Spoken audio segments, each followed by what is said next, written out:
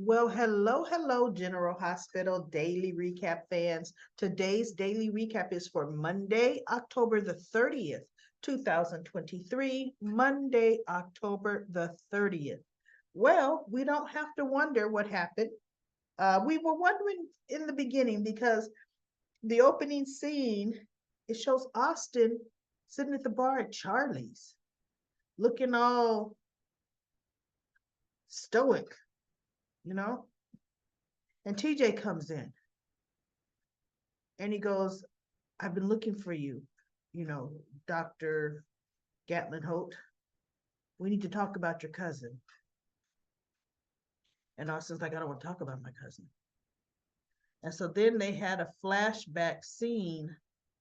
TJ rushed in, stopped Austin from smothering Mason to death. Doggone ya. Ah. But see, TJ couldn't have that on his conscience. And he told Austin, he goes, there was a guard outside that door. You would not have gotten away with it. And that would have ended your life. And see, because TJ said, I don't care about your cousin. And he told him, your cousin kidnapped me and they beat me and held me for days. And, he goes, I want your cousin punished. He said, but I don't want your life to be over. And so Austin looked at him and he says, I should thank you for that because I wasn't thinking. My cousin's a bad man. And TJ said, and obviously he did something to you. And Austin he didn't answer. He just said, but you know what? Thank you. So TJ goes back to the hospital and he goes in Mason's room. And Mason says, so you in here gonna try to finish what you stopped my cousin from doing? And TJ said, look, I'm a doctor. And I took an oath to do no harm. I save lives. Oh, you think just because you saved mine, that means something that I owe you or that he goes, no. All that means is I didn't want it to be over that quick for you. See, Dr. Gatlin Hope killing you not only would have ruined his life, but your life would have ended quickly. He said, I want you in prison for the rest of your life. And I want you going through whatever horrible thing you're going to go through in there. Right? And so he turns and he walks out. And it just left Mason sitting in the bed looking like, the boss better get me out of this. I know he's thinking that. But see, no. Dead to right, he was trying to kill Ava. Dex is going to testify to that. He's going to push her off. And then when Dante got there, he's about to push Dex off. So Scott Baldwin ain't that good. See, there isn't going to be no technicality that Dante was out of the jurisdiction. The only way Mason will get off is if he's shipped back to Paul Tuck, because see, their police department is making a stink. When do police departments make a stink about a crime being stopped realistically by another cop? When do they really make a stink? Seems to me that Cyrus has the Paul Tuck Police Department in his pocket. So if Mason is shipped back there, they will probably let him go. But he's not going to be able to run around Port Charles like he's been doing at all. Right? So anyway, that's how they ended that. Okay, Mason is still very much alive. Ben and Elizabeth. So I guess when they said dinner could wait Friday, they ended up just making out, kissing and all that, heavy petting maybe. Because they end up making dinner. And she checked on her boys, he checked on Violet, and they have their steak and potatoes and their whole 9 yards. And then after dinner, they hit the sheets. So finally, it's been a long time coming. And I don't know, Daily Recap fans, I actually think this was the first time for Finn and Elizabeth, right? I really do. Every other time it was some kind of crisis going on. Elizabeth either going crazy, helping Finn cover up a dead body. So I mean, it's always something. He and Anna, when they were together, they were hitting the sheets fast, regular, and in a hurry. He and Elizabeth, it's been a long time coming. So let's see if they keep them together for a hot minute, right? Let's see if they do that. Okay, so Tracy comes in. Brooklyn was talking to Eddie, and saying she was getting ready to go sign her first artist. Oh, she was so excited, and she invited him to come with her. He goes, you know that song that you're working on, Blaze might be a good candidate to sing in it, to sing it for you. And he goes, when I finish it, I will be the one singing the song. So she goes, okay, And he goes, no, I'm going to let you handle that. So she goes, all right. And Tracy comes in. Brooklyn, you can't dodge me forever. And Brooklyn turns around and looks at her. She goes, I'm not dodging you. She may have called her Tracy. Tracy, I don't live here. Therefore, there's less of a chance for us to even bump into each other. But I have a meeting to go to, because Tracy walked in on the end of her inviting Eddie to come along, right? So she goes, we need to talk about deception and your role in that company. So she looked at her. She goes, like I said, I have a meeting to get to, and I'm leaving. So she goes, you can go now, but at some point, we will have a conversation, because you're going to need something to fall back on. She goes, you know what? You're going to need me again. That's a given. And when you need me, we are going to talk about deception. And Brooklyn just turns and just walks out. So Ned said, why don't you leave her alone?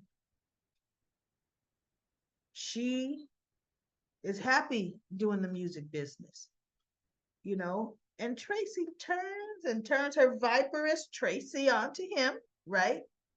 And he goes, you know what?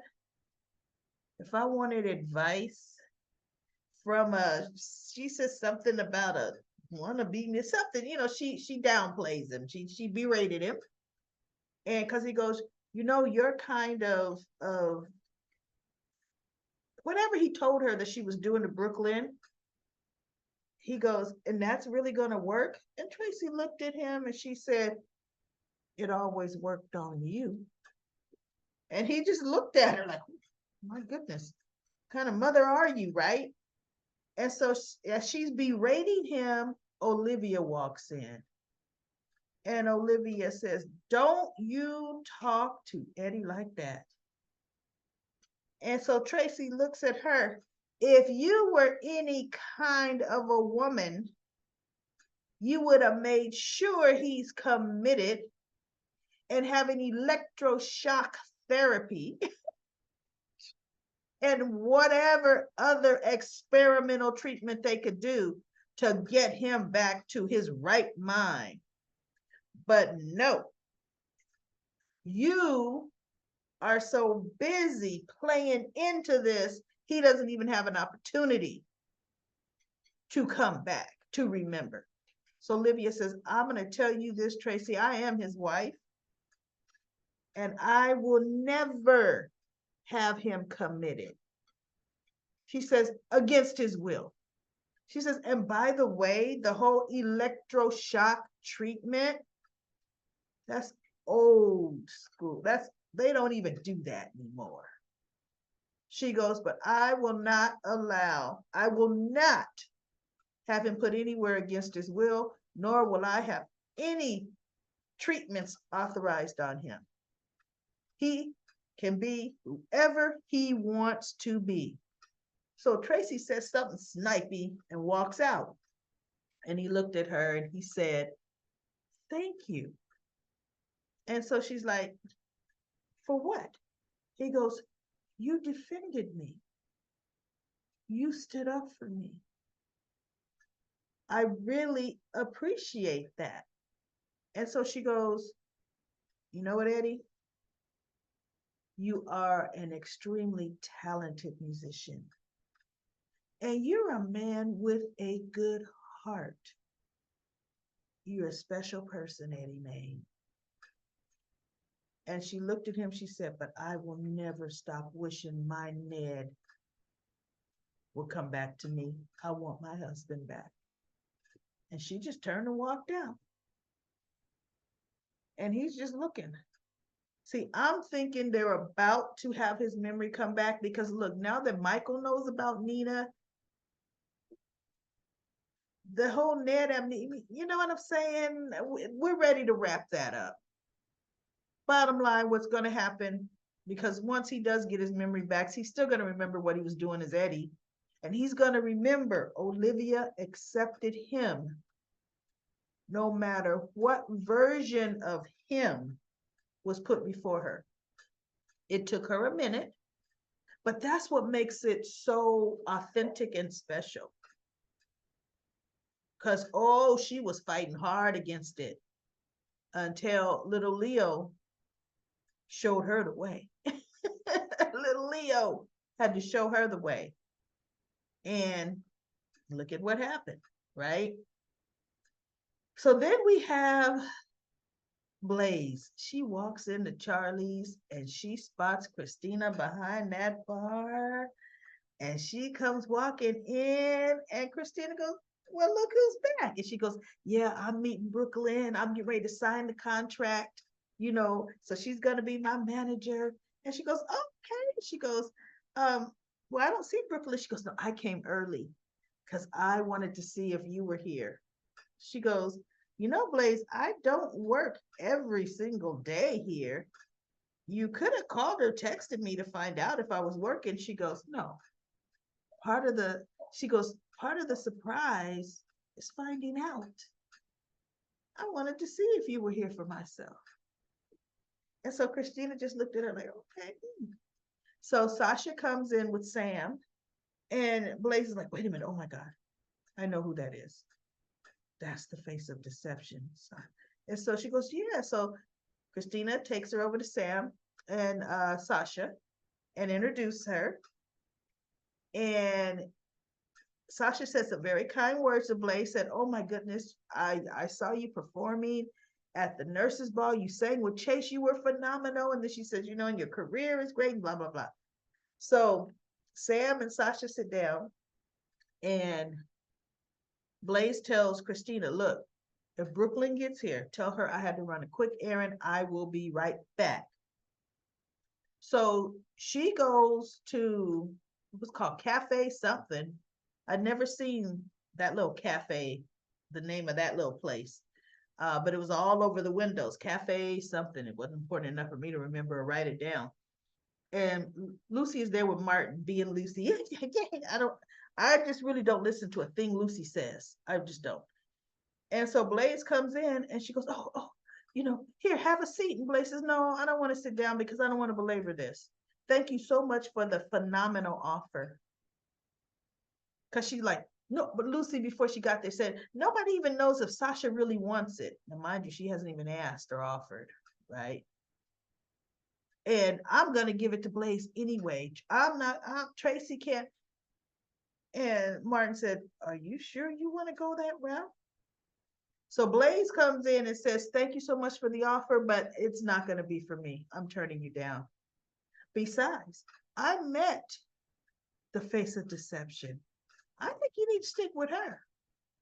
And so Blaze just walks out and leaves. Wasn't rude, very nice, but quick and to the point. And Martin looks at Lucy. Lucy looks at Martin and said, "I didn't even have a chance to pitch her. I was going to wrangle and get her, rope her in. And Martin said, seems to me like she does not want to be the face of deception. Well, so then she goes, you know what? I'm not going to stand for this. I'm not. I am not. I'm going to find Tracy Quartermain and I'm going to tell her that this is my company. So Lucy goes to the Quartermain house, sees Tracy, and tells her, all right, Sasha Gilmore will still be the face of deception. Oh, as if she, gave in. She still was fighting against it. She says, but I want you to understand something, Tracy. Deception is my company, my baby, my brainstorm. And that was the last decision you were ever going to make in my company. And she turns and she walks out. And Tracy's standing there saying, your company that I own 51% of. And Tracy's just standing there like, I'm going to do what I want because I'm the majority holder. It didn't even have to ruffle her feathers because her conversation, what Lucy said to her meant nothing, right? So now we have, let's see what else was happening. I think I covered everybody. Oh, I didn't take any pictures of this because it was boring. Lois and Sunny meet. They get caught up. Lois explaining what's happening in the hood, the neighborhood. I can't even do that accent. I cannot do. No matter how I try to formulate myself. No, I can't. So anyway, Sonny gets all caught up and he was all into it, just like he's watching somebody do a play. So he was loving having his friend there, somebody from the old neighborhood. So that was interesting. They got all caught up. She cooked for him and told him how horrible the kitchen was. But we also had, at Charlie's, Dante and Cody came, met Sam and Sasha, and they're going to be doing the family room project. Cody's volunteering, and so is Sasha. So it's going to be fun times to see them with the hammer and nails and whatever. So Laura comes in to see Ava, and she tells her one thing she found. Ava was pretty much, so you didn't find Nicholas? Yeah, I know it must be rough, but and Ava goes, well, no, I didn't find him, but we did find something. And Ava says, like, oh, really? What? She goes, Nicholas is alive. And Ava's like, what makes you think Nicholas is alive, right? And she says, she goes, did you see Nicholas? She goes, no. So Ava's thinking, oh, Foster. She goes, but I went to Geneva and I visited where his banker, one of his major bank accounts is. And I spoke with his banker. And his banker showed me proof that Nicholas had made several transactions this month from the bank itself. As a matter of fact, the banker said, I just missed him by a number of hours the day I went to the bank. And Ava, at this point, she's shaken now. And not shaking, but shaken. Her foundation is shaken because she's thinking, oh my God, how did this happen? Oh my God, I've been duped. Oh my God, I did not commit murder. Oh my God, but somebody's tricked me. Ava was trying to put her hand on her hip and say, and Laura got a call. She goes, oh, I'm sorry, Ava, I've got to go. Mayoral duty. She goes, no, go right ahead, Laura. You're a busy woman. So Laura leaves and Ava is like, oh my God. So she picks up the phone and she texts Austin, tells him to meet her at the gallery now. Or did she call him? I don't even remember. I think she texted him. And she's sitting down on one of the benches behind a pretty painting. And she did actually look very pretty. And when he walked in, he looked at her, he goes, you look beautiful, Ava. I was so worried about you. And this, that, and the other. And then she's just looking at him. And she said, Laura was just here. You know the funny thing, Austin? She had proof that Nicholas was alive. And he goes, wait, huh? She goes, did you know anything about that? And she stands up and he's like, well, no, no. I thought you had killed him. Now, mind you, he's a doctor. See? And she goes, I was trying to protect you all this time. She goes, because see, I was being blackmailed by your cousin and by your boss and your cousin's boss, saying that if I didn't do what you all wanted or what Mason wanted, Nicholas' body would be turned over to the police, and there is no body to turn over. And so she walks past Austin and he goes, no, you know, she goes, so I really have to ask, were you in on it? Were you in on this? And he goes, no, no, no, no, no, Ava. Listen, and my cousin Mason, he is a liar. You cannot believe anything he said. And you know what? Did she say Laura told her? Or did she say I found out? I forget. But one thing Austin does know, Nicholas said, I'm getting ready to go leave some bread trails to let my mother know I'm alive, but she ain't gonna see me. So Austin knew that. So maybe she did say Laura told her. And so, but yet he went to, you can't believe a word Mason says. Because I guess he's thinking she's gonna go ask Mason, was Austin in on it? Because Mason's handcuffed, right? And he's trying to lay the groundwork, like, don't believe him, don't believe him. And she goes, you know what?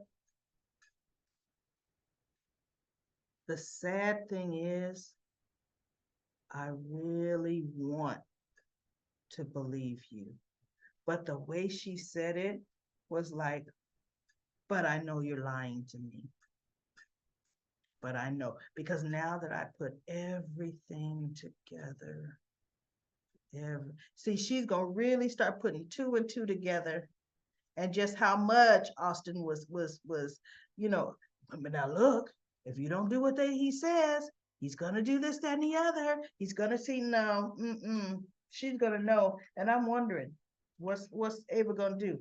What she needs to do is go straight to Sonny and tell Sonny everything that she knows now, and she feels that Austin was involved. She needs to do that because Sonny knows Austin was the one that took the flash drive to Cyrus. So Sonny's already knowing about Austin. Ava doesn't know though. Ava doesn't know enough to put together the pieces that Cyrus is the mystery boss.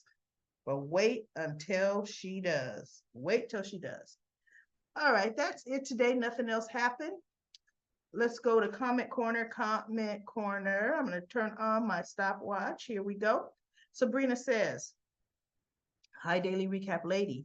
Regarding Trina, she definitely held her own and had smoke for Cyrus. I want her to keep some of that smoke for Esme. Regarding Cyrus, he did not look like how Trina spoke to him. He said that Trina can ask his help whenever she needs it. I don't think that was just said to be said. I think something is going to happen to Spencer, and Trina's going to have to go to Cyrus for help. I hope not. Regarding Esme, she for a starting to put the plan, well, she's starting to put a plan into action. I hope Alexis tries tells her to move out and move in with her. And Alexis don't want her moving in with her. She has a big house and is there alone.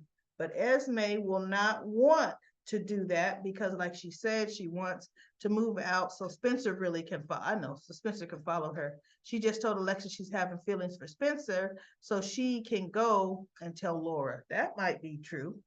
Regarding Laura, what was that crap about family breakfast?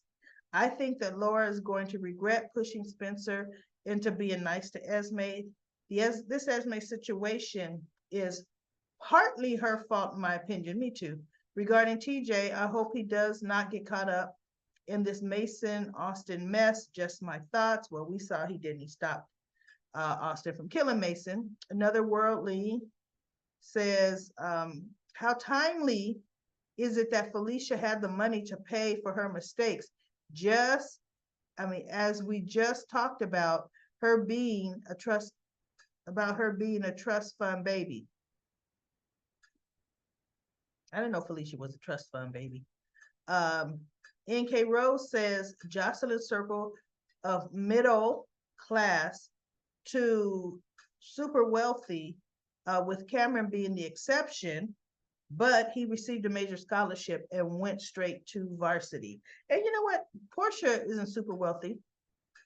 Portia nor Taggart. So Trina was somewhat, better than Elizabeth because Portia was able to raise her on a doctor's salary and support from her father. Elizabeth pretty much has had to raise her sons on their own. Even though Jason's dead, she should have been able to get a life insurance settlement for Jake for this umpteenth time Jason's been presumed dead or declared dead. Joanne said, it's the wrong season in Vermont to tap for maple syrup. The writers did. The writers do not do much research. LOL. Isn't that funny? Lisa says, exactly. About Nina. Nina deleted the security video after witnessing Charlotte in Anna's room, or going into Anna's room. She isn't turning her in. She wants Carly to go to prison. It was revenge on Carly. And Susan says, Michael should have told Willow first about Nina. Yes, I'm with you, Susan. And they could make a decision about it together. I'm with you on that. Susan says, Nina is nasty because she inherited from her mother. Madeline is the first person who did not tell Nina that she had 2 daughters and gave them up for adoption to 2 different people. Harmony ended up with Willow, and Carly's stepdad and mother ended up with Nell. When they got Nell, they were married, Carly's mother and stepdad. For some reason, when they separated, somehow he got the kid. I don't know how that happened. Yeah, I don't know how he ended up with Nell in Florida. And Phyllis was the one who brought Nell to Carly's parents, not just a stepdad.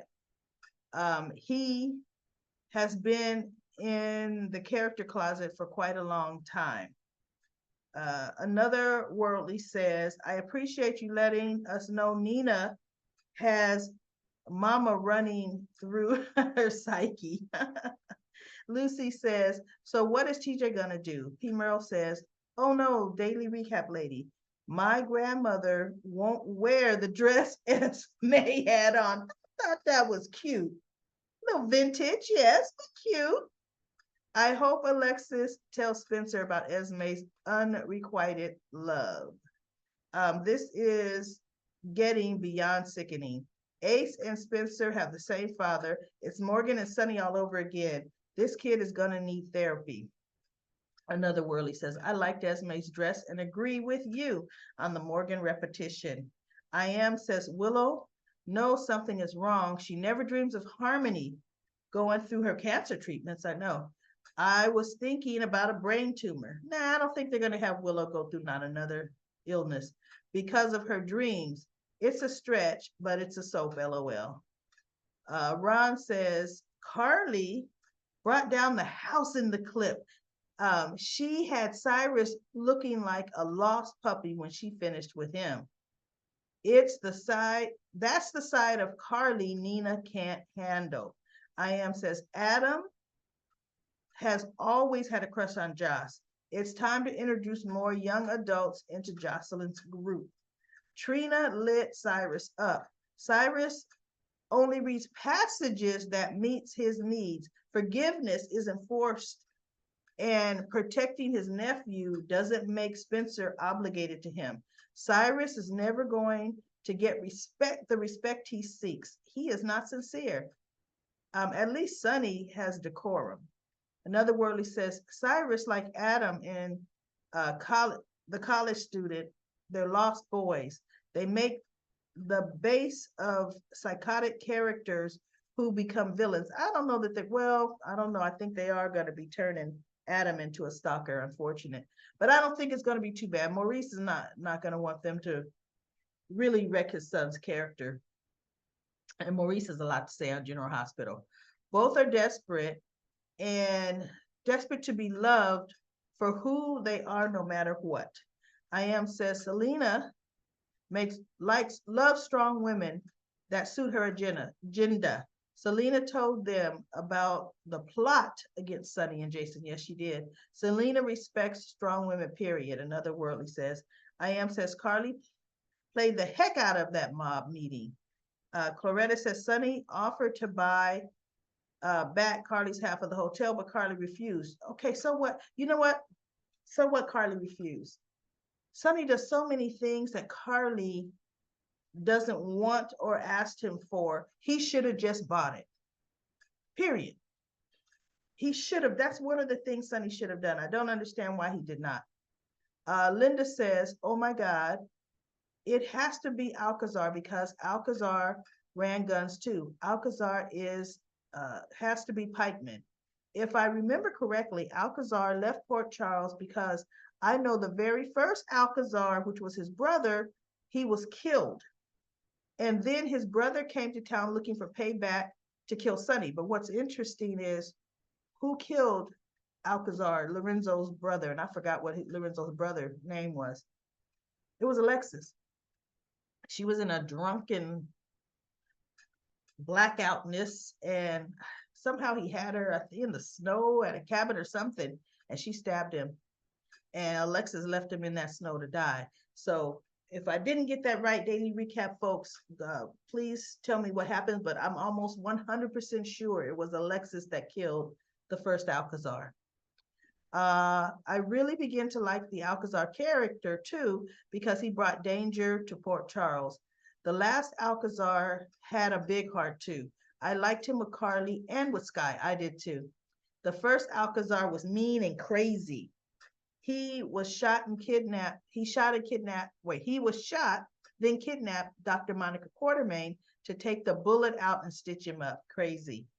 Another worldly says, I thought Cyrus was pikeman. No, Cyrus is the Paul Tuck boss, the Paul Tuck. That's not pikeman.